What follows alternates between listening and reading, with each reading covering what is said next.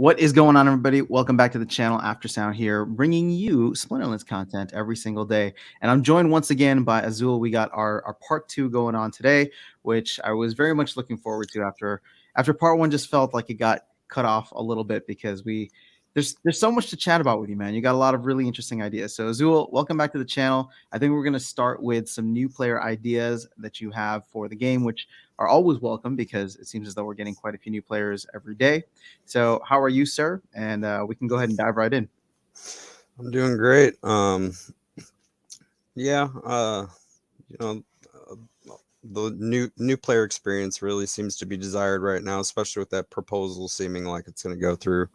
Who knows? By the time this video goes live, it probably may have already gone through, and maybe they've already enacted some of those changes. So I've just been kind of brainstorming on features we can expand upon with what we already have as far as guilds, Hmm. possibly with new game modes in the future, and what that may or may not look like. Just my kind of personal idea, because now that we have a DAO in place, it's up to guys like me or After Sound or even you out there in the audience watching this to start creating some ideas and putting them out there, and some of those whales out there might really like that idea, and you might get a good little attraction behind it, and you can put in a suggestion, I believe, at what is it, Hmm. feedback.splinterlands.support or something like that. And Yeah. the team does read that stuff. If you guys ever have any great ideas, it might not seem like they do, but eventually maybe you see some of that come to light. So this is really kind of what this part two is going to be about, is hopefully expanding upon making the experience better for some of these players out there that want to stick around.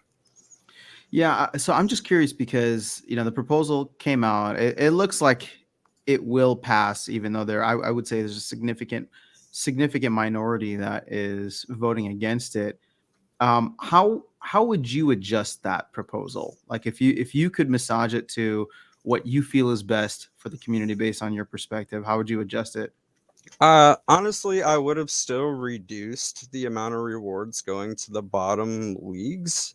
Maybe not as drastically, kind of smoothed it out a little more, because Hmm. as at least for now, and then kind of fine tune that as time went along. But what I would have actually rather have seen than a direct nerf to the reward portion initially is, I really, really feel like this game is supposed to be more about ownership, not like, just renting 100% of your deck and then being able to just extract the maximum amount of value, Hmm. whether or not you own that card.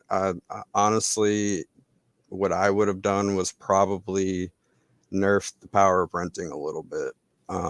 You know, What do you think of the 2-day rentals? Is that not nerfing it? I mean, a lot of people are really upset with that as it no, is. actually, so the 2-day rental was increasing my profits for the longest time, because I would cancel my rentals 2 days before the end of the season and then lock somebody into some crazy price the very last day. So the first two Mm, days of the season, I'm getting stupid high APRs while everyone else is getting nothing. So I was actually playing that market to where I'm getting 2 days more worth of profit than I actually really would have been before. So yeah, that hurts the renter if somebody was using that the way I was doing it. But why not if you can do it? well, so how would you nerf renting even more then? So basically, if you have full ownership of your cards, which is the eventual goal, it wouldn't change anything really for you, Hmm. until SPS staking requirements came in. But I wouldn't know the exact percentages, but maybe like between, you would earn 25 to 50% less R shares if your 100% of your collection is rented. Interesting. Okay, so it's almost like there would either be a bonus or a minus based on whether you own or rent the car that was used. Well, you could do it based off of collection power requirements needed for like modern or wild on an average basis or whatever, and do a sliding scale. As you get more reward cards, that gap closes and your percentage of rewards go up, and versus you just selling everything off.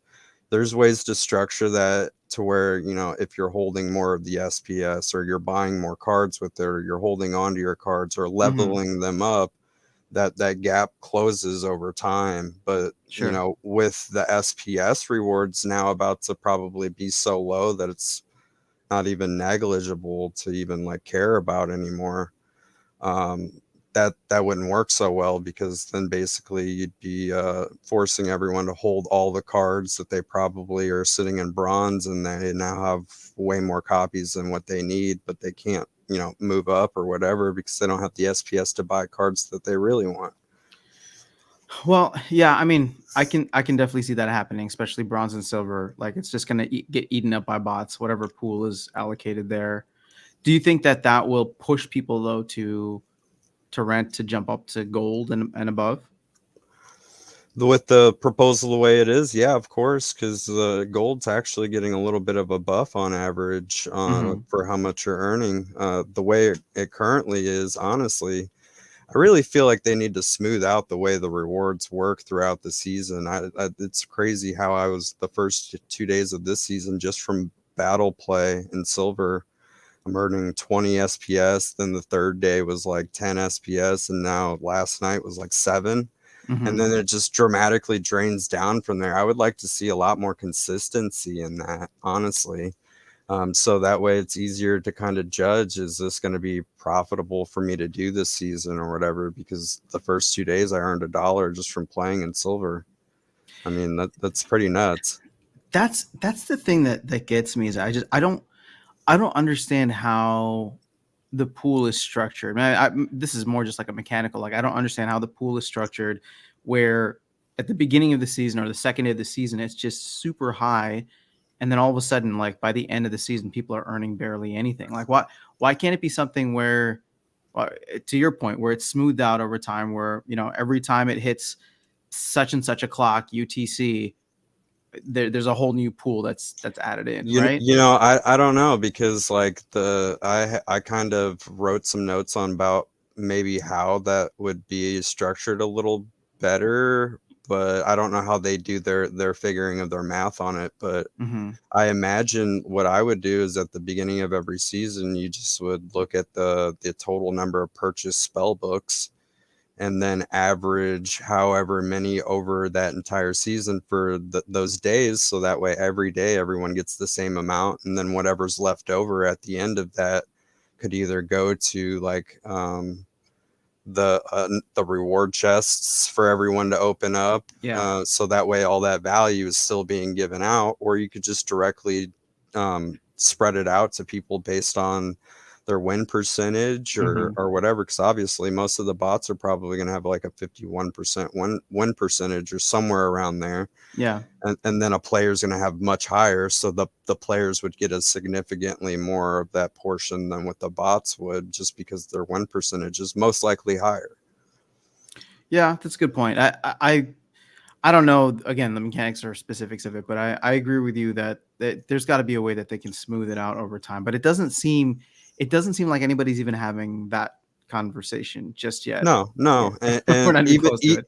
even the focus chests and the season reward chests, we could do better with that. I would like Hmm. the big extreme numbers that people can get are great, but they really skew the average for everyone else. Yeah.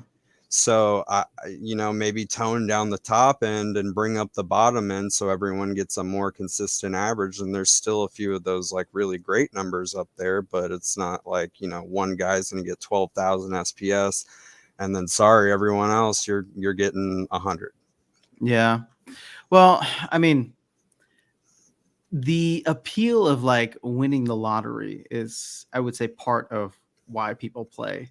But I agree, if you have more people winning less of a pot.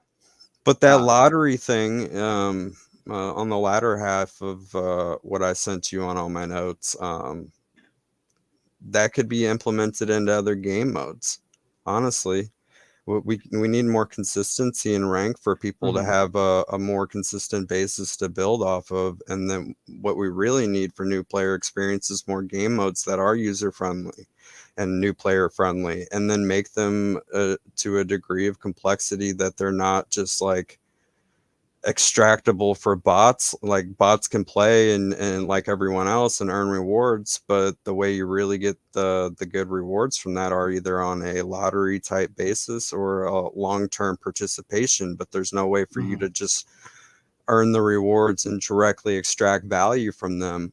Or if they are, they're basically vouchers or whatever. Not give them vouchers, but the equivalent to vouchers. They're Yeah. niche in what they're used for. Yeah.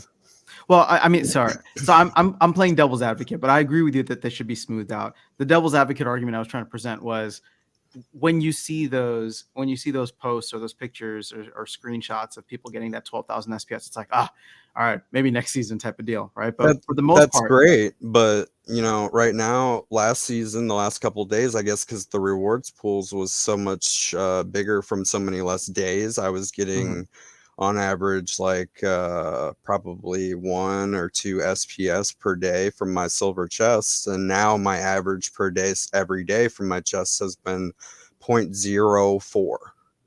wow, So, like, if you're gonna nerf that even farther than what it is now, then like, what is the even point? yeah, for sure.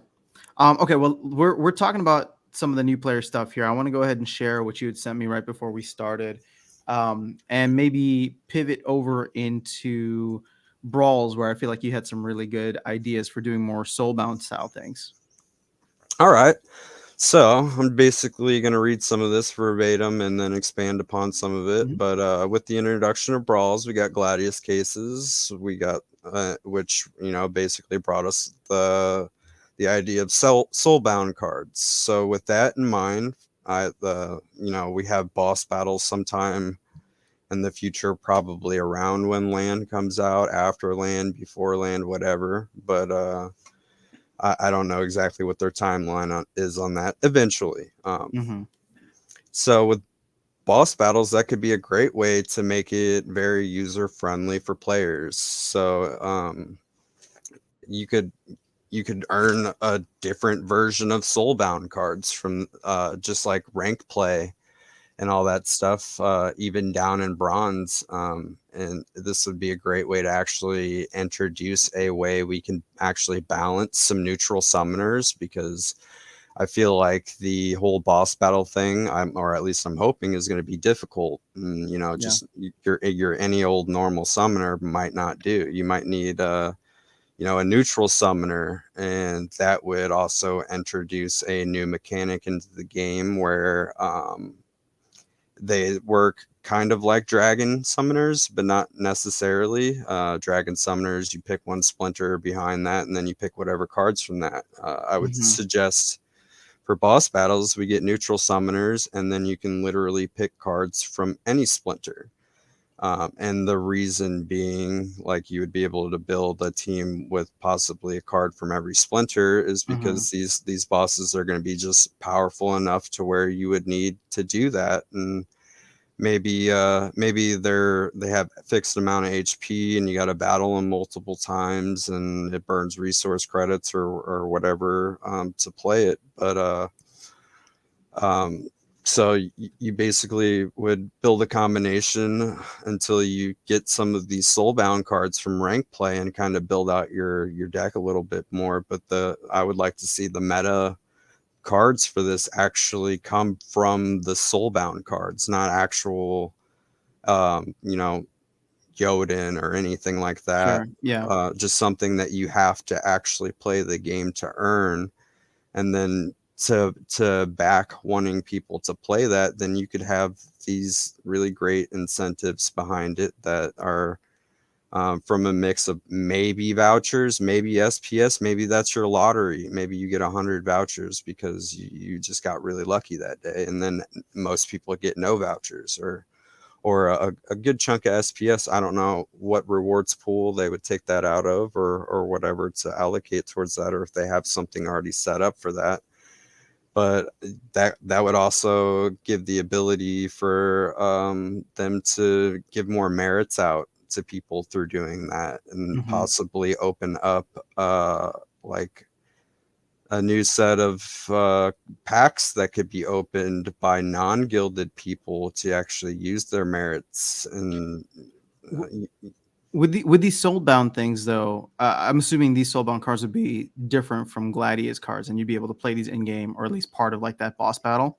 Yeah, and they would also be different in the sense that I don't want them backed by DEC. I'd rather them backed by merits. Backed by merits. Okay. Uh, So if you burn them, you get merits essentially. yeah, and that's the only thing you can do with them. So that way, there's no DEC inflation behind that because Okay. because otherwise bots will just play the game mode to get these merits to buy these packs and then burn them for DEC, and that's another revenue source for them. That's I Whereas see where you're coming from. whereas a real player is going to want to keep playing the boss battles. Yeah.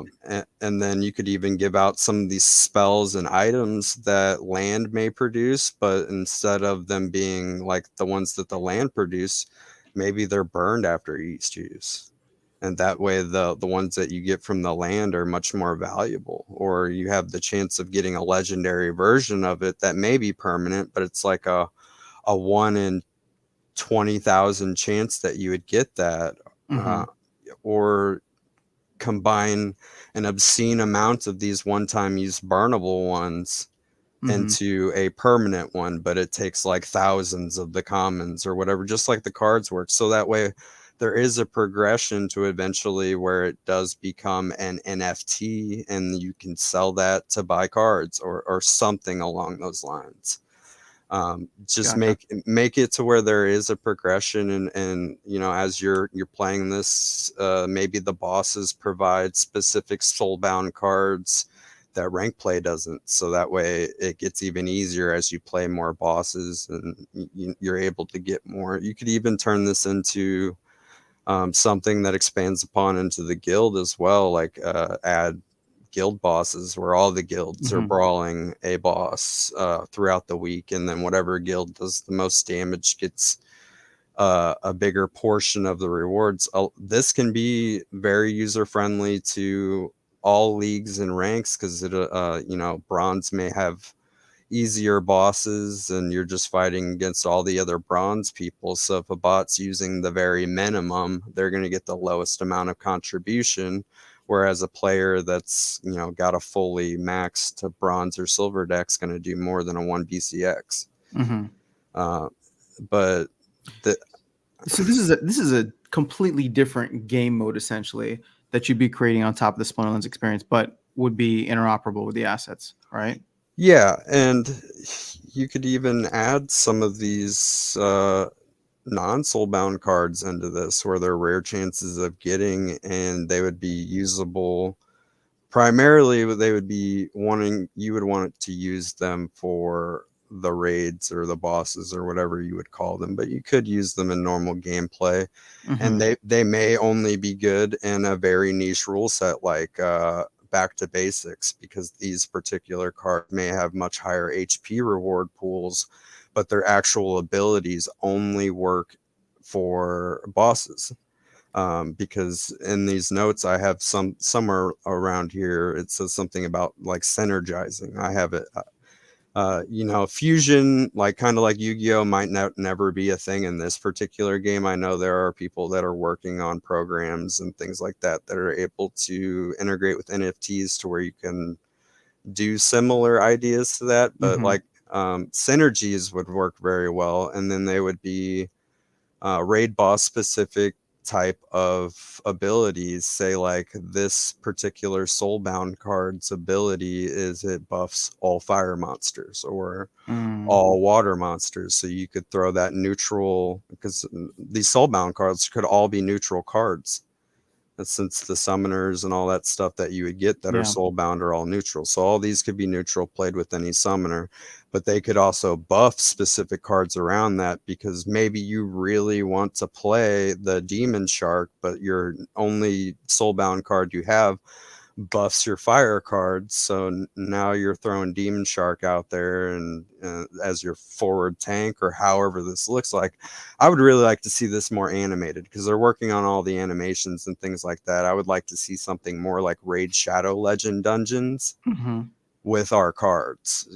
Kind of I'm fine with rank the way it is, but we do need to see more light and more 3D and animation and things like that, because it's going to be really appealing to a lot more people.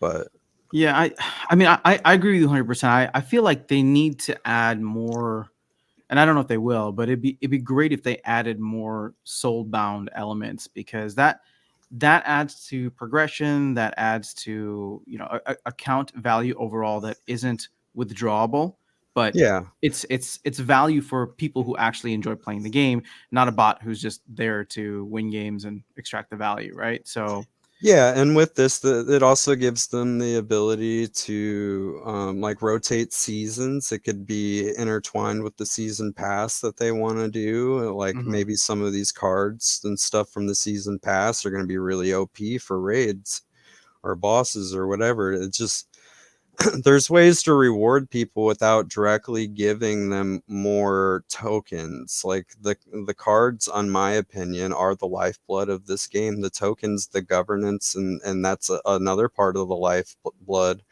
And you need DEC or credits or whatever to be able to purchase these cards. But you can reward these players and other game modes with cards that don't necessarily directly give them this, but if they work to a certain point, it can give them this. And because it takes so much effort, when it gets to that point, it's inherently more valuable than a card you can just directly buy or just get from throwing your bot out there or whatever. agreed. Yeah.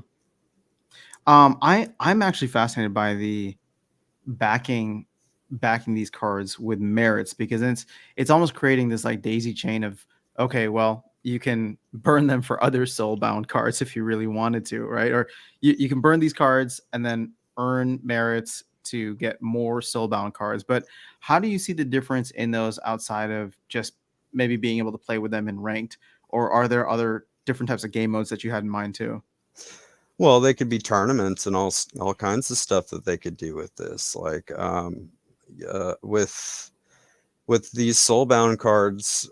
I would honestly like more utility in the soulbound cards of the Gladius cards that we have right Hmm. now. Like maybe there's a guild building or whatever that allows each player to delegate an extra copy of a soulbound card or whatever, because it takes so many of these and they're so hard to get for most people that there are players with extra copies of even legendaries that they don't have enough to actually combine for the next level.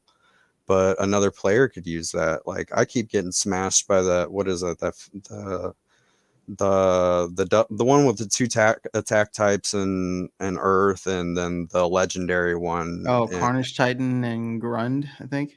well, no, the earth. It's basically like Oaken Behemoth for the earth team for Brawls. I don't remember the name. Oh, Something Townshead or something yeah, like that. Cora. Sorry, okay, never mind. Yeah, I forgot about Yeah, that. Yeah, Gladys. Yeah, yeah. and I've got people in my guild with 2 or 3 copies of it, and I don't have a single one. And that's literally a determining factor if you have enough mana in that bracket, whether or not Hmm. you're going to win that match. Yeah, So it's it. I like that they're soul bound and they're not sellable on the market and people aren't just dumping them for nothing and all that stuff. But I also think that if you're within the same guild and you've got all these extra copies, it's literally adds more competition in the brawl space. It's more user friendly for the new player, because then the guy that has no brawl cards whatsoever can be delegated yeah, one or whatever. That's really pivotal, and then help the whole guild get more merits as a whole. Versus like it's kind of like if you hire a new person into your guild right now, you're expecting weeks before that person can like really start to see some improvement, yeah. because Well, it's it's just like you want to give them the tools to succeed, because them succeeding helps everybody else in the guild. yeah, exactly. And you're not just like giving them a card that like and you still own the card. It's just delegated to the guild to help the other guild members. I'd like to see people be able to delegate cards themselves to the guild, like cards they own, non soulbound cards that they own, to the Would that guilds. take away from the soul bound, like that, like the would that take away from the novelty of it being soul bound if you could just start delegating? No, because if you No. limited it appropriately, it really doesn't devalue it because nobody's going to want to delegate a silver level or a gold or anything like that. Just one BCX copies. Like it does and at some facet, but for the most part, like I feel like it's better for growth and it's more enticing for new players. Some of that you may have to sacrifice just to Hmm. get people to utilize it. Well, okay, I can agree with that, right? Like, because we're weighing two different things here, right? It's like I love the soulbound nature of some of the elements that they have, and I hope that they put in more. But at the same time, we're talking about new player experience and wanting to really make it so that new players aren't either scared off or discouraged just due to the fact that they might not have the same level of investment and knowledge about the game.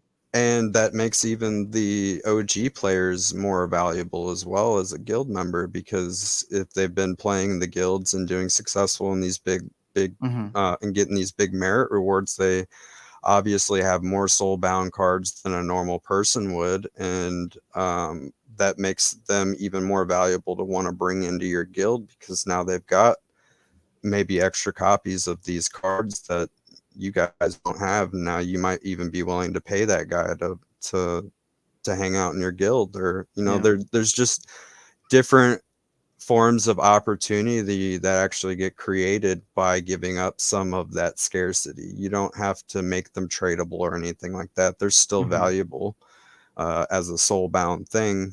Yeah, they may lose some of that nicheness of scarcity, but as a whole, it gets more people able to participate in these things. And at a high I, level. yeah, well, maybe not even at a high level because one BCX isn't gonna change anyone's life if somebody actually has a silver version of that card. Well, I mean, a one BCX Quora is still pretty powerful. It still kicks my ass many times if I don't have one or if I don't use it. Yeah, but if you're playing in silver with a one BCX core versus a silver max core, you're probably not gonna win that fight. Fair, fair. Okay, so since we're on the topic of brawls, I'm just curious. Now we're talking about different like incentive structures that we can put in to help with new players. But I'm curious to get your thoughts on Well, the SPS rewards that'll come in. Before we do Okay, before we do that, what do you one got? more user-friendly thing about the whole soulbound being able to be earned in ranked battles is honestly I would like to see that number, maybe not a huge portion of that taken away from the potion chances because these new players like they don't need to be worried about potions.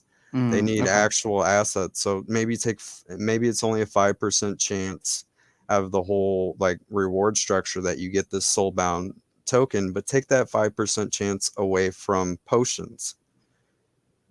and reduce that. Yeah, I mean, Yeah, I'm. reduce that so that way you feel like you're more earning things because I bought like 3 or 4 thousand potions a long time ago before they were just giving it out like candy, and now I'm Mhm. gonna generate more potions that I'll probably use. Yeah, it's weird how potions in a sense got completely devalued if you're playing at silver or gold, where you get that multiplier on them. Yeah, I just don't even need them anymore. They're nice to get for eventually I will use them, but I bought Mhm. so many now that I'm looking at probably the end of next set before I'll use all of them. Wow, that many. Okay. Okay, so hold on. Let me, if you don't mind, I want to get back to the The SPS SPS, brawl yeah, rewards. that's all I And had to say about that anyway. no, that was a good way to cap that. Again, I'm just curious where you see this fitting in because I love a lot of your ideas. The thing with them though is they feel so far off, like especially like items and spells. I don't see land coming in like for a while, right? And At least it Q1 of next year is what I'm yeah. predicting. Q1 most likely it's probably going to be Q2. Oh, for SPS. No, for Oh, oh, items and spells. items and spells. That's what I'm seeing for that is Q1 or Q2. Probably Q2. I hope we can get it by Q2. I just worry with the other delays that we've seen so far in land, all that stuff is going to get pushed back too. But um, Well, there's a just lot of so the many stuff important seems. things for them to do, and it's Oh, just exactly. But with that kind of like being 6 months away, are there are there certain things that you will expect in terms of different incentive structures, different motivations, or whatever? Once SPS Brawl rewards go live? Because it seems as though we're expecting that to go live within the next month or so. At least that was what they were hinting at. What does this look like to you after that goes live? What, as far as how they're going to structure all that, or Well, just I mean, do you see a massive like rush into brawls? Do you see them I doing a see, lot, yeah, I see more players or treating guilds, I it should just say? like I see more players treating it just like they do with the hype for the packs and everything. They're not going to worry about it until it's like right at their doorstep. So Hmm. we probably will get a huge rush of players coming in to play, ranked battles and all that, because a lot of them don't want to deal with donations and all that stuff right now. They see it as Hmm. a deficit to them, not as a benefit. Because I don't feel like I ask for a lot, but I do ask for 200 DEC per week in my guild, and that's more than somebody that's 100% renting can even manage right now. Yeah. Or at least most of them. Maybe if you're high up and you're doing well, you're fine. I do have some people that actually, I have one person in my guild that has 4 accounts, and I treat each one of those accounts like an individual. So he donates more than 200 every week. He's a great member, but I would rather have 4 individuals in my guild than one person with 4 accounts. Hmm. Um, but that's neither here nor there. I'm just dealing with what I have available to me, because it's so hard for me to get guild members right now, because I Are don't you really. recruiting? Are you actively recruiting? I've been recruiting. I slowly kick people out because they don't They're donate, not. or they're not participating in brawls regularly. Yeah. I understand life happens, but if you're just never participating in what guilds are about, I can't keep you. I'm here to get active members that want to play the game. Do you want to shout out your guild name if people are interested and are looking for one? Yeah, my guild name is Play for Passive. I am the co-leader. I am not actually the leader. My friend Passive is the leader, and he's a very nice guy. He's into a lot of other NFT games like the Galaverse and all that stuff. I don't really do much outside of Splinterlands, so that's kind of why I'm the co-leader, as I kind of focus on brawls and everything else. Play for passive. All right. If you guys are looking for a guild, you can check it out. But when the actual SPS rewards come in, I do think there will be a big rush into guilds themselves, just because they finally see the incentive. A lot of these guys don't care about these brawl cards, but I'm going to tell you, you should, because when those rewards come in, that's when they're going to matter the most. Hmm. Not only that, but Weirdbeard, he's got some ideas cooking up in that noggin of his, and we're going to probably have brawl tournaments, and that's not really going to be accessible to you unless you have brawl cards. you, Yeah. you're probably going to be able to play in some way, shape, or form with your regular cards, but like core is a game changer. There are some other cards that are absolute game changers from those brawls, and if you're matched up with somebody with that, I don't care what level deck you have, you're probably not going to win. I agree. Um, I I wonder, especially because we were just talking about like the bots being, or it seems as though like we lost quite a few bots recently with the announcement of the proposals for changes. So I wonder, people are worried about brawl bots essentially coming into the mix here, but it just doesn't seem like it's profitable for bots anymore. I mean, even if SPS brawl rewards end up being good.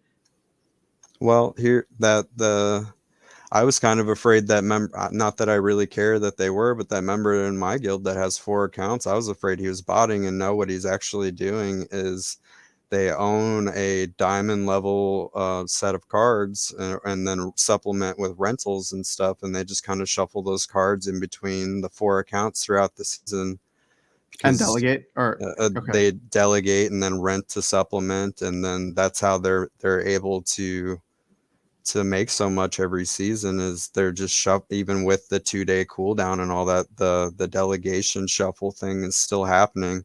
I don't really like it, because it's not really good for the ecosystem, but you know, it's not tech. It's a part of the game the way it is right now. I mean, it's fun for the ecosystem if they want to do it that way, but I'm more curious, like, how does this affect brawls for you? Because then I'm sure not all four can participate in a brawl at the same time unless they rent.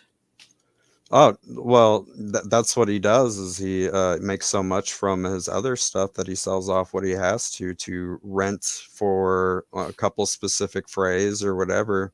Mm-hmm. And that's about what he does, but he earns his money by shuffling his cards. The brawl bots, though, you know, that's that I'm not sure how well that's going to work because I don't know if you know this, but the brawl data is not accessible to anybody except Mm-hmm. for that one person. Like you can't go check somebody's replay of their brawl unless they send you that link. So they use data in order to create those bots, and that data would only be based off of their own personal stuff unless people are sharing that data with them to analyze.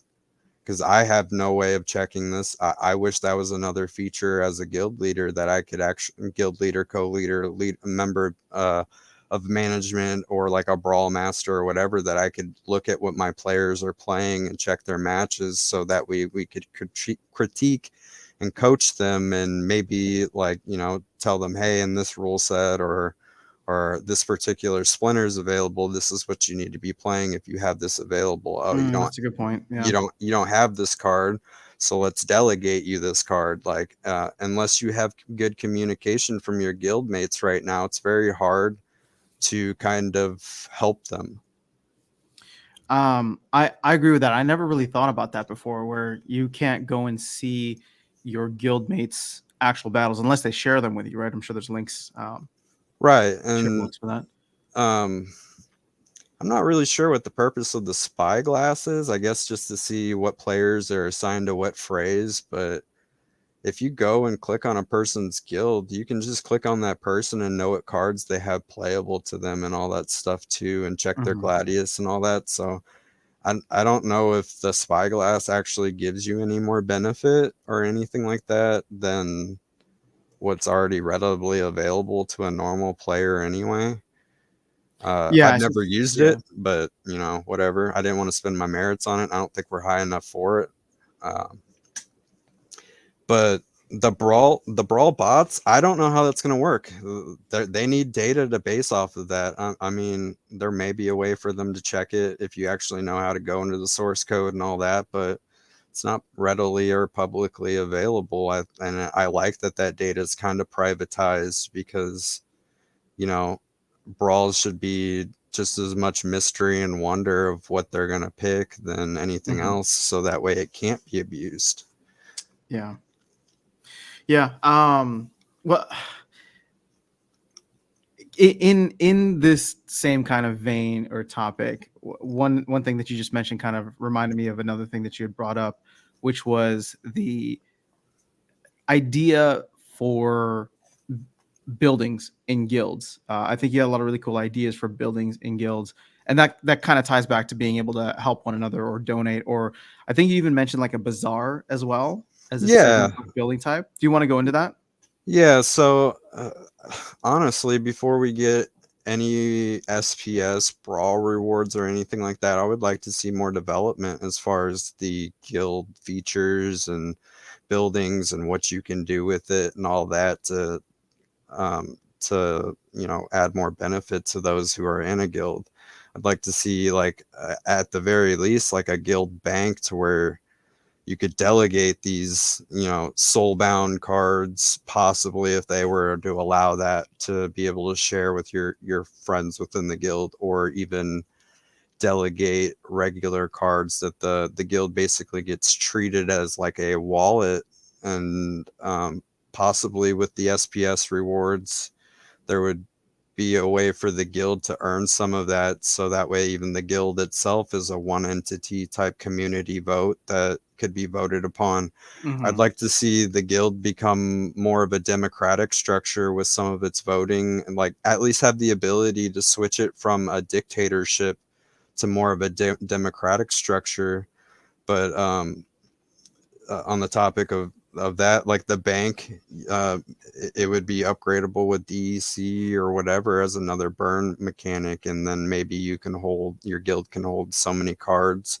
Maybe your guild can actually own cards, and being able to donate to your guild, you could just it would go into like the bank's wallet, and then the guild leaders would be able to choose how it's donated into the buildings, or they could buy cards to rent to generate revenue, and then use that as their structure to donate the DEC that's earned from those cards that they've purchased versus Hmm. directly just that way. It's not like that they can continually pull DEC out of supply and burn, but it's not always costing someone dollars initially.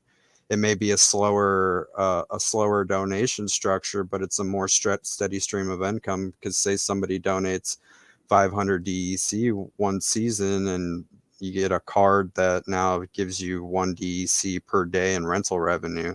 That's now like, going to whatever building you're upgrading, and then every season you get more and more cards, and it actually pulls more cards out of supply. And the guild would be able to Yeah. sell those cards again for the whatever value, but that DEC still stays in the bank, and they can only use it to donate. Like it's DEC owned by the guild, and then your guild mates could vote on how that DEC is spent. And then maybe like a bazaar would control how many cards can be delegated or rented or owned by the guild, or expand upon that. There's different ways you could do that, and add lore behind it, make it make sense. And what the reality of, if I was actually in the Splinterlands, my guild now has a coffer that the guild is now worth something, and Hmm. that becomes much more significant when the non-card market comes out. And if they decide to make the guild an NFT and sellable or whatever, people might not like that idea, but you're spending a lot of and I get it's in a collective effort. Mostly in most situations, there are some guild that might be one guy that donated however much money it costs to upgrade everything by himself. But Hmm. the guild could technically become an NFT, and the people could vote, hey, we want to sell the guild. If it's a democracy, we want to sell the guild to someone else or whatever. Say YGG's out there buying guilds or whatever, or I think Walking Keys and Gank kind of joke about buying guilds here and there. I'm not really sure Hmm. how serious they are about it, but you would actually be able to do that.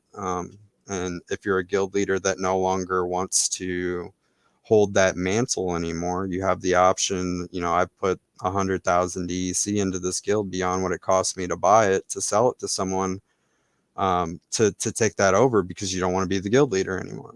And Yeah. then you're not just out a whole guild or whatever. It just gives you the ability to recover some of your losses.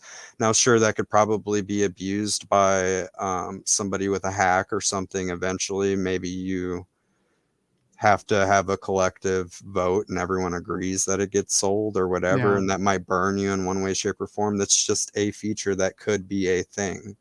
It could be just as bad as it could be good. But as far as the buildings, there's just so much more with, like, even boss battles. Maybe another building gets added in for boss battles, to where as this building gets leveled up, you get a higher chance of getting these soulbound cards, or extra damage against the boss, or something like Yeah. that.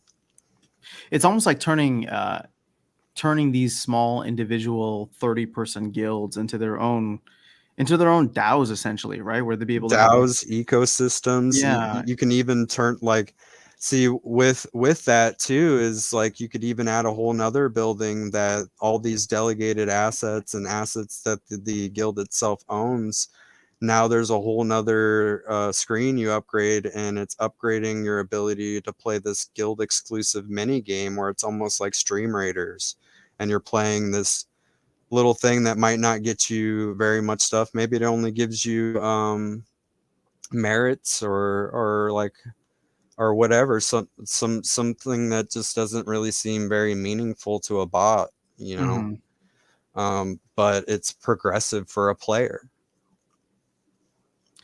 Yeah, I mean I love all the ideas because what's been great about guilds, at least for me and the specific guild that I'm in, is there's this awesome kind of like sub community to be a part of that because of the way our guild is structured, it does feel like in some ways we're building towards something, right? I'm sure not all guilds are like that, but I'm sure a lot of the top guilds that have good leadership, which I would say that our guild does. I'm not a leader in our guild, but there's this idea of like everybody kind of buying into something and building something for the future. And so if that's the natural kind of mindset or mentality that most people have within there, building the tools that allow people to feel like, okay, well, here's how we can easily see our ownership or our contributions, right? Or we can really have a vote in the future direction of the guild. And I even love the idea of like the guild being able to own cards and assets and maybe like every all that DEC. Like what happens once, for example, like what happens once a guild gets all the way to the top, right? If they've maxed out all their buildings, what are they going to do with that DEC, right? Like how should they be spending it? So it'd be great if the guild could then start to fund itself in different ways. Take the DEC that I'm saying is like donations, right? So for or contributions from the team members, like being able to take that to help build out the assets within the guild to make it better and better over time. Well, I've actually thought about that. So there's another thing you could do. I don't know if you want to add another building and another burn mechanism, but you could have something to where the guild can start tournaments for the community itself with Mm-hmm. that extra DEC. Maybe the building itself, as they upgrade that building, they could get, when that building's maxed out, it doesn't cost their guild anything to produce a tournament, but then they can put up these prize pools for their community from these donations or generated income from these cards, and then just fun tournaments that their players, the community itself, and everyone can just come in and play. And that way that DEC gets distributed back into the ecosystem for everyone. Because once you're at a certain Yeah. point, if you're not a maxed out guild, and say buying assets in order to rent out to generate an income becomes a thing, and eventually you get to the point where you no longer need that DEC anymore, you have to have a way to do something with it. Otherwise, it's just locked inside the guild. So allow them to create tournaments to redistribute it out back to the community again, and that's Mm-hmm. just the benefit. Now your guild is generating tournaments and hype for all these people, and another revenue source for people. It's just ways to give back even after you've maxed out everything. You just basically you're helping the community. You can make new player friendly stuff, or if you really want to drain your reward pool every week, you could put the whole reward pool and lock it behind a diamond or a champ tournament, or exclusively privately to your guild. Yeah. But then your guild mates are getting something back over time for what they've donated as well. If you do it that way, you could do private tournaments for just your guild, so only your guild members could earn that Mm-hmm. back. But why not? It's your guild's Yeah. money. Well, again, that this is where the whole like DAO idea or the DAO kind of concept for guilds could get really interesting because it's small enough that it's manageable with 30 people. I think that's the maximum that you can have in a guild. So then being able to like get a lot of people who really buy into the vision, be full participants and full I guess owners or have some kind of equity that you can manage within the guild would make Well, it. we could also get a feature in tournaments. Get Weirdbeard to get a feature in tournaments to where guilds, if they can actually host these tournaments directly by the guild, that it is a recruitment tournament where you are not eligible to access this tournament unless you're not in a guild. And then if you are top 5 by default or however, you automatically get added into the guild. Like you could set it up as a recruitment tournament versus Mm, what I've done in the past, where I've done a video with Dwayne last year. When Brawls first came out, we really wanted members, so we donated to his community in order to get a recruitment tournament and all that stuff hosted by him. nice. Okay. He didn't accept any money on his end. All that money went to the tournament prize Hosting pool. tournament. Yeah, so I mean, that's a really great way to do that right now, is if you have, a favorite YouTuber that they're willing to advertise for you. That is a great way to do that now, but I would like to see a way to kind of also internalize some of that if you choose to do that. Hmm. I mean, I think it's a fantastic idea because then all of a sudden you're not only advertising within the game or within the structures of the game, you're giving people an incentive.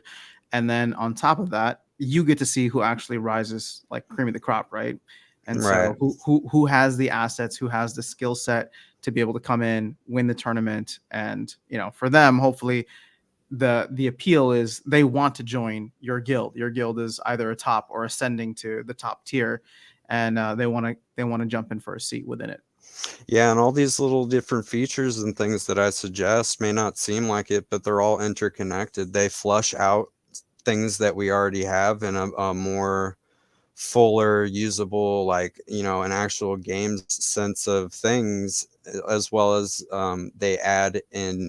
they would add in new features that are more targeted to everyone. You know, like with the raid bosses, it's really going to be about participation. How long have you been trying to get this stuff and all that stuff? Hmm. It's not really like I just aped in and now I just get 80% of the rewards because I have the biggest wallet or anything like that.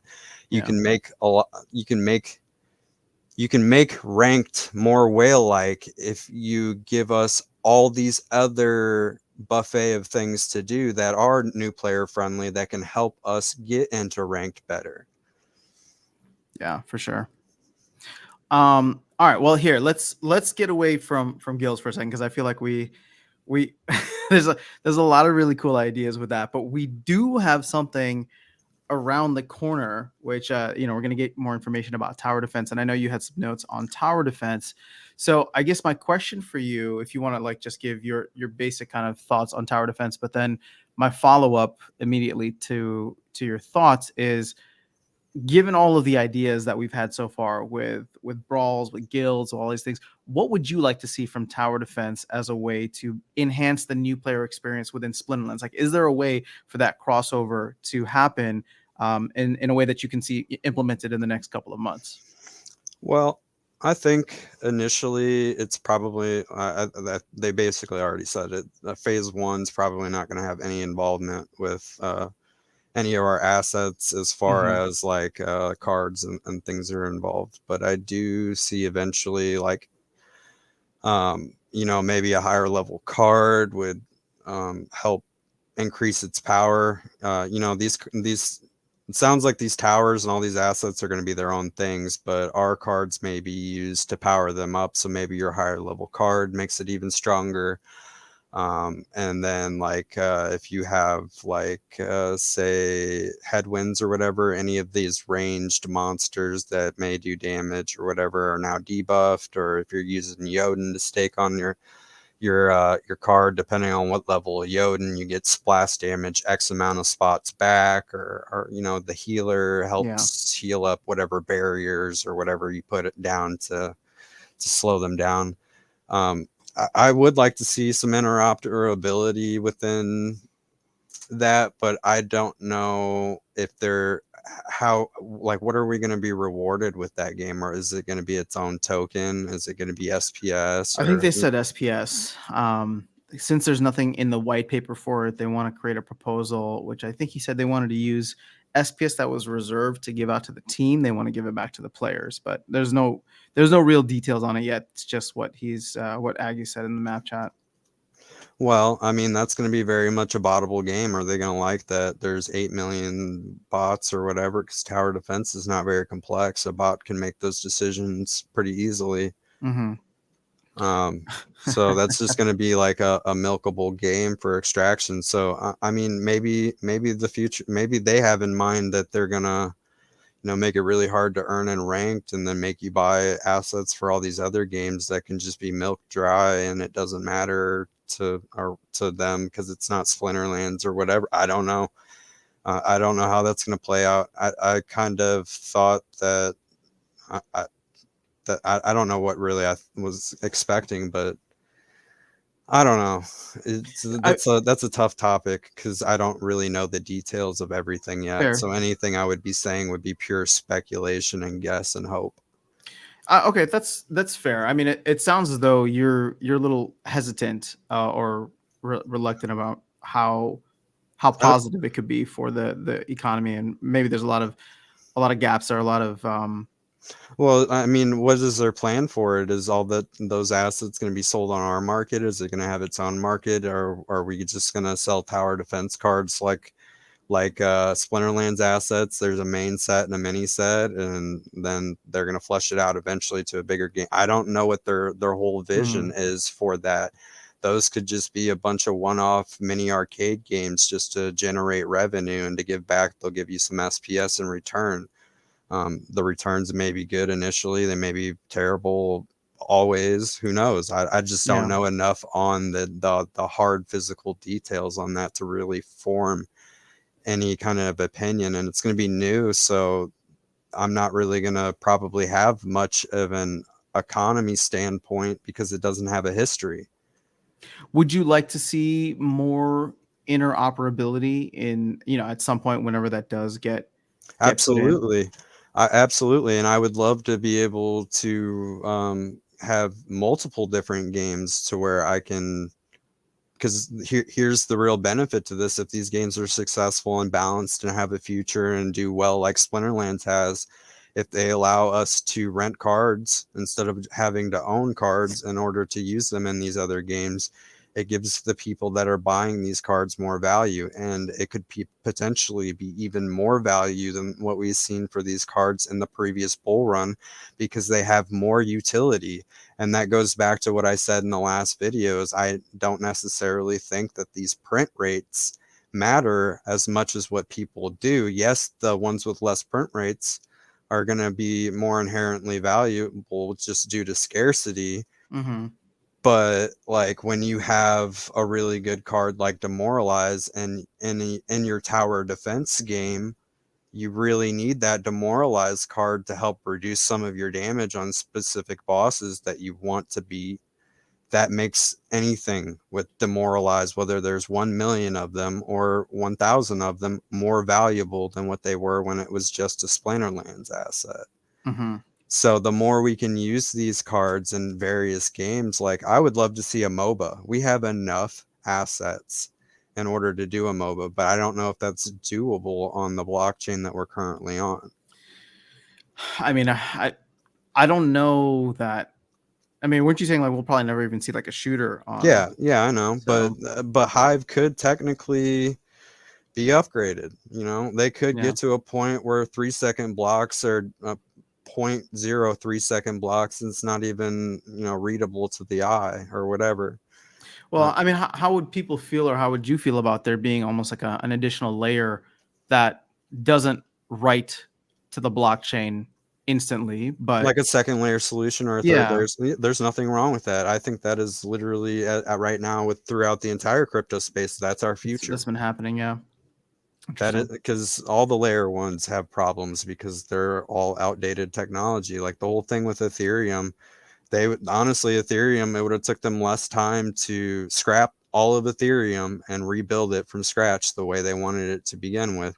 But because it's already got the adoption and Yeah, everything, layer twos are the solution. And that's very possible that we see a layer two. Maybe that um, undisclosed project that they partnered with is a layer two. We don't even know if it's a game. It could be very much the interoperability of Hive itself, which is great. That's even more bullish for the ecosystem itself, which is bullish for the games. yeah, true.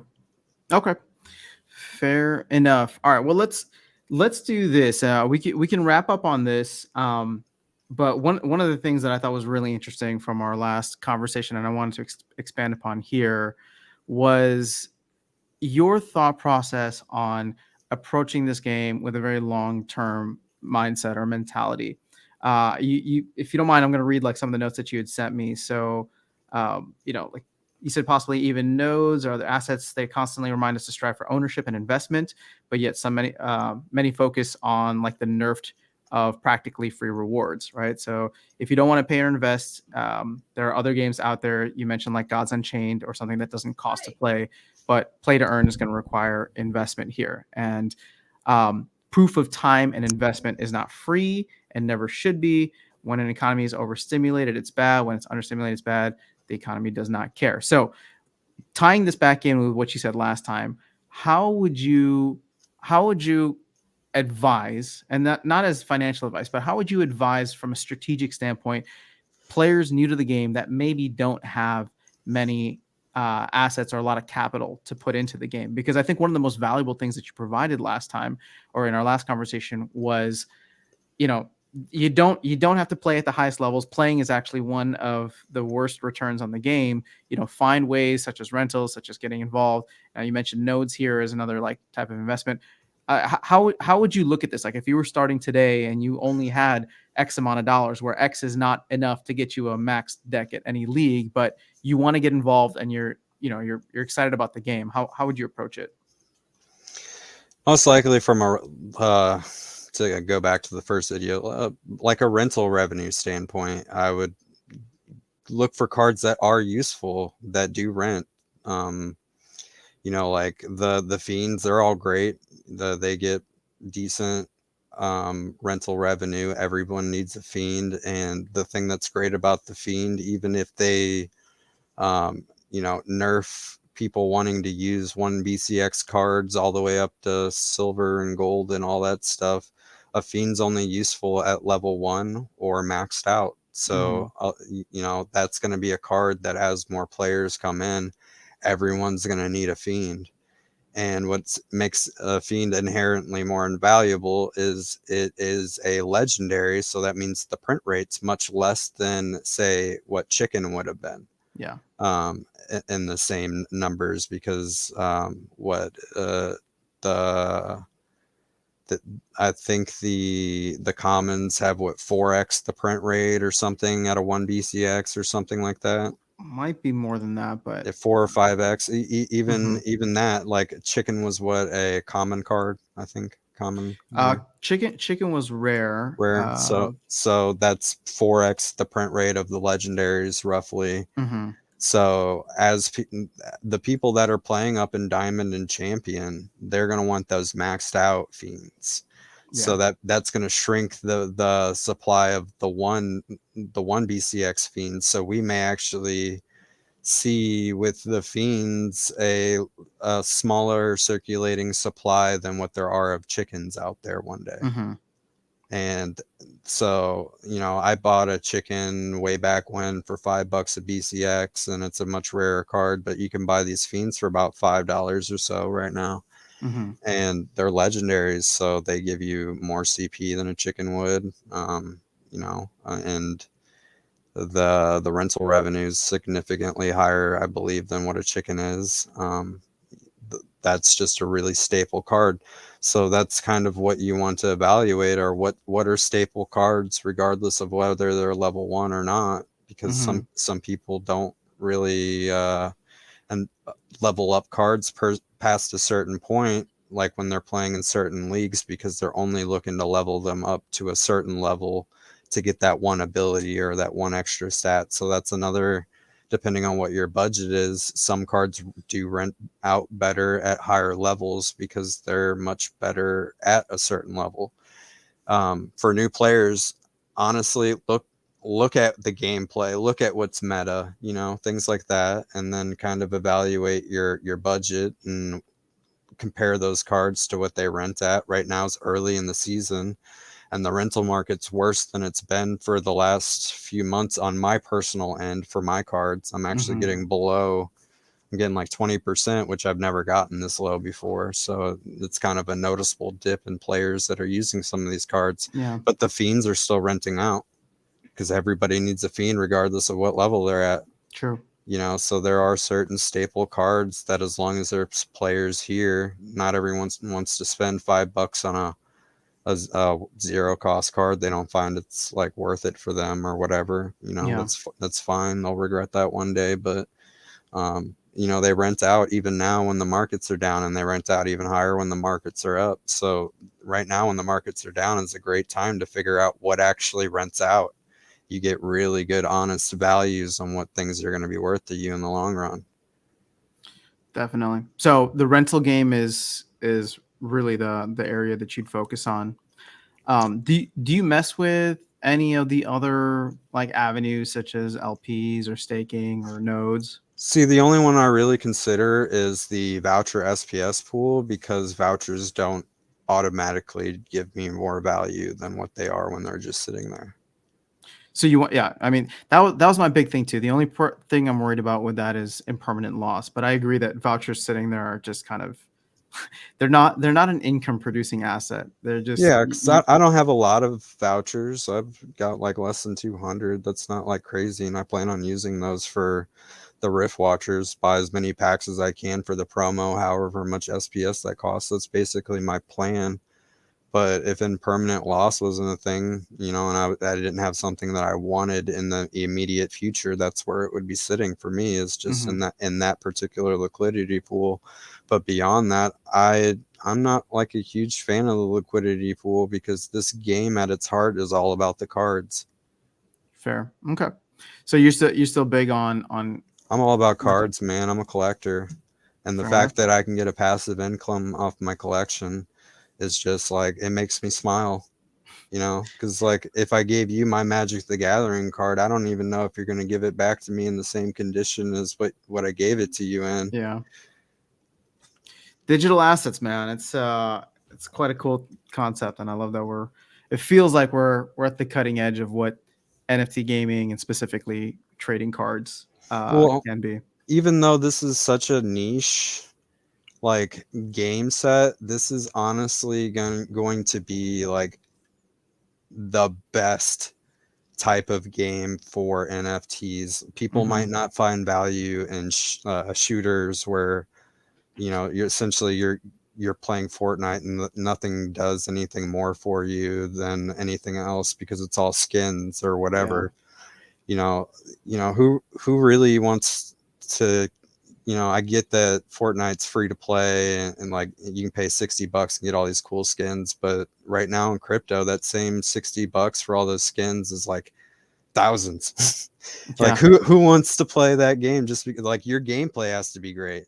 And here's the great thing about Splinterlands is that even if you don't like the artwork, I've had friends that are like, this is stuff that I drew in high school and art class and all that. Well, that's Hmm. great. You were very talented in my opinion in high school.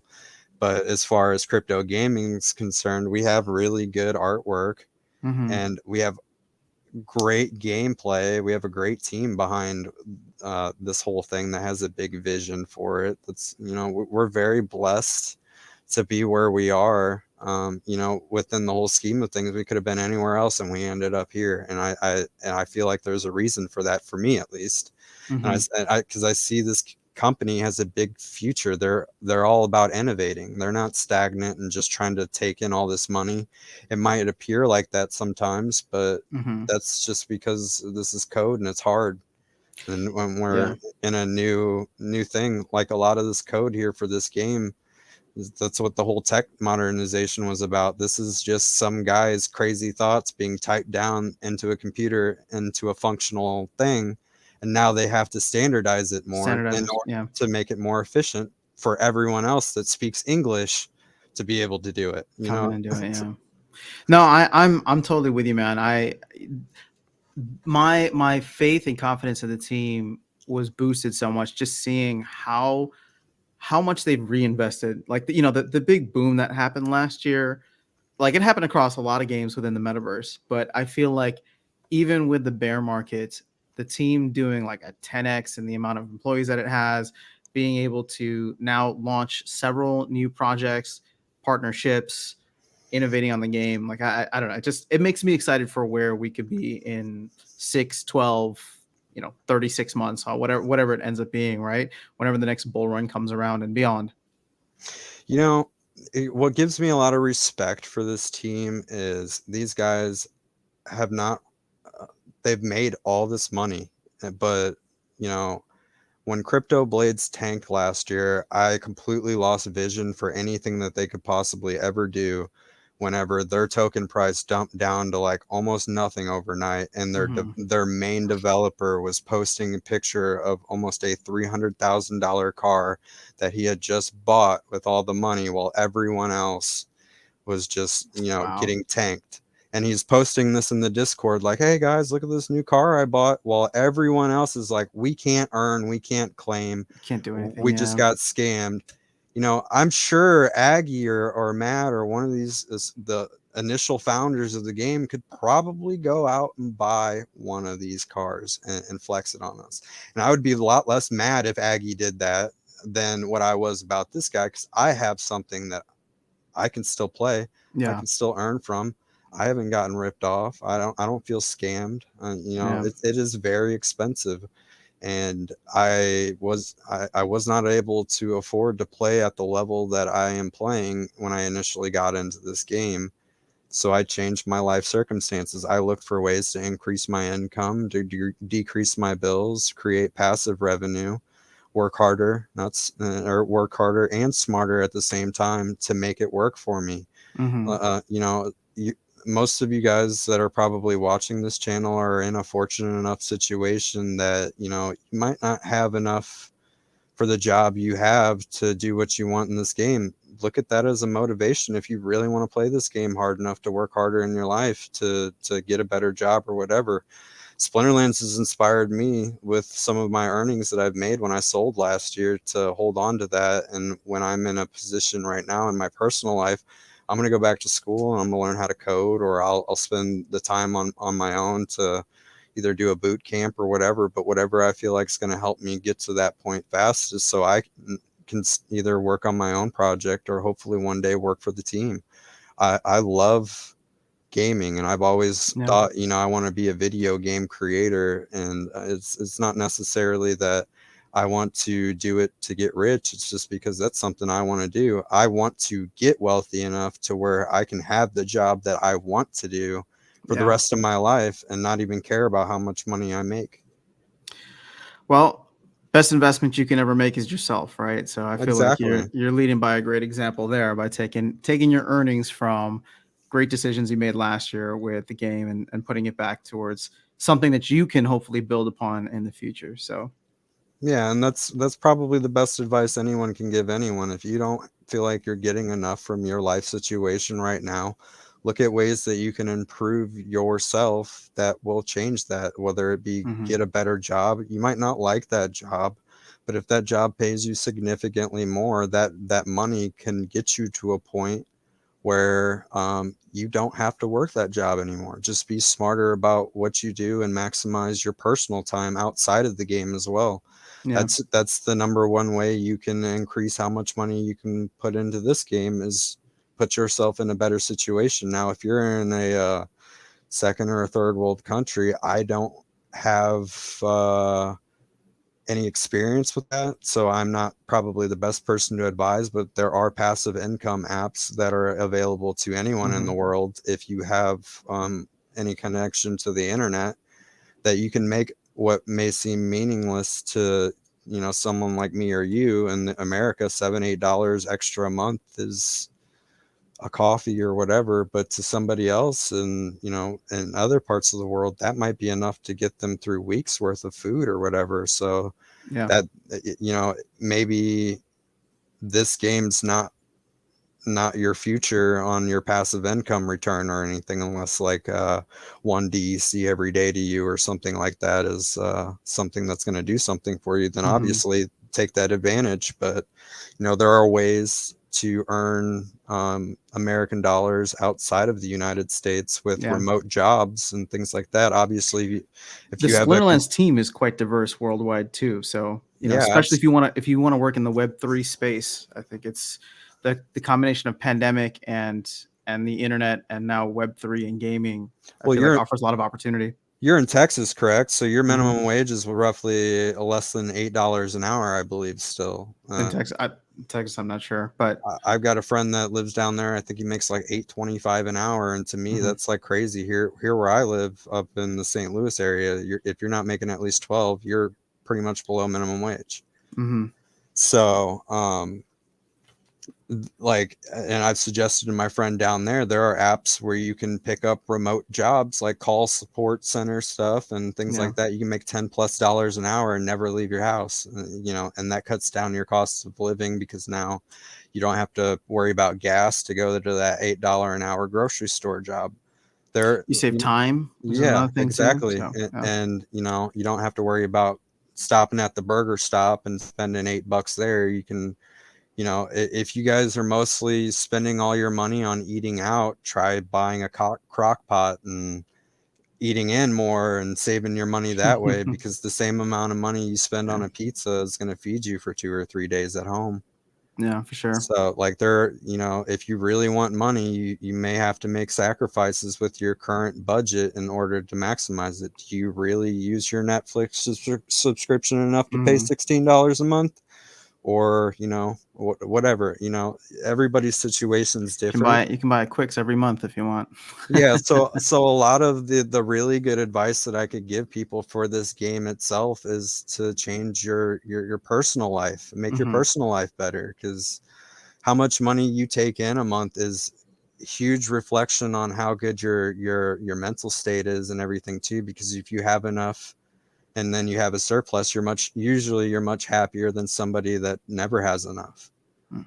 Well, you have less things to worry about. Yeah, So, usually you have less things to worry about, so that also frees up your time mhm. to focus on the things that matter to you more in the long run. I don't necessarily want to work the job that I'm working, but I make enough to where financially it's worth it to me, and I have the mental fortitude to stick to what I'm doing, regardless of whether I like it.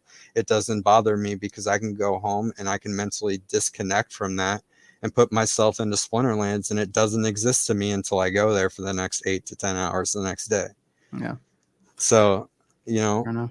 uh, there's no one clear cut strategy on how to improve this. It's just like this game is so in depth that it could literally change your life in some circumstances. Like in mine, it changed my whole perception on things and what I wanted to do. Mhm. For sure, man. Well, let's leave everybody with that because you and I could probably go on for quite a bit longer. But that I think is the most important thing. Invest in yourself the way that you're doing. And honestly, it's there's opportunity out there. It's just a matter of putting in the work, putting in the effort to try and find it. But Azul, man, as always, these conversations are such a pleasure for me. So I really appreciate it. Hope we can do it again at some point. And Yeah, absolutely. is there anything that you would like to shill or to put out there, or where people can connect with you? I don't know if you want to talk about maybe your plans for your channel, if that's coming down the line, or things like that. Yeah, I'm really playing with that because I'm one of those people that like I want to have it structured and thought out and look professional. I really don't like the quality of my camera and stuff. I'd like to get a better camera. I have a Mhm. mic. It's something that I've talked with Luke Plays to Earn about. Me and him have been good friends for going on close to 8 months or so now. We've had a good back Cool. and forth. He's helped me with a lot of things. Some of the guys from YGG have helped me put together my emblem a long time ago and all that. I've had a lot of help with it, but I wanted to look professional, and I ramble a lot and I do this with my hands and I get nervous little things because I'm not really a public speaker, but I get a lot of it's just hit record. I would like to do that eventually. I don't count on it anytime soon. It might just be something I talk about forever and never do. All right. Well, you guys, I'm gonna implore everybody here to peer pressure Azul until we get him to get his own channel up and running. But I'm not saying that I'm the best example of anything, but I am one of those just hit record, put it out there, and it's actually incredible how supportive the community is. I don't know. Maybe we're kind of in an interesting space just because of how supportive and collaborative the Splinterlands community is in general. But I would say if there was ever a great project to build a channel around, it'd probably be this one. So Yeah, and I would love to do, like, even if I don't ever do my own channel, I would love to do like a talk show with some of the main people within the space. Stever was talking the other day in one of his live streams about possibly starting a talk show, and I'd love to get a combination of like the YouTubers and maybe like the occasional guest from the audience or whatever, to get a continuously different perspective of mhm. what's going on within the space. Well, there's definitely some great content creators out there. So Stever's awesome. Love that dude. He's just been an OG and shares a lot of knowledge. So if you ever get that going, I'll be tuning into it for sure. Yeah, absolutely. Hope that works. But Azul, man, really appreciate the time and all the knowledge that you dropped. Like I said, hopefully we can do this. I don't know if folks want a round three at some point, maybe after some of the dust is settled from all of the upcoming releases, and maybe as like end of year recap or an end of the year review or Or something like that. or maybe we just reevaluate how this new proposal hits after a week or two or a season or two and see what That the too. people think needs to happen. So until if we ever do this video, guys, I really challenge you as a community, really think about what this game needs and kind of think of the pros and cons of what that might be and put it together in a easily read and detailed, well-informed thought, and kind of share it with your friends and share it with the community in the Discord or on the support page or whatever, and kind of get people looking at it and talking about it. Like, I Hmm. challenge you guys, help build this game. That's what the DAO is about. That's what it's here for. You Yep. guys might not like this change, but maybe a change is coming that you proposed or a friend of yours proposed.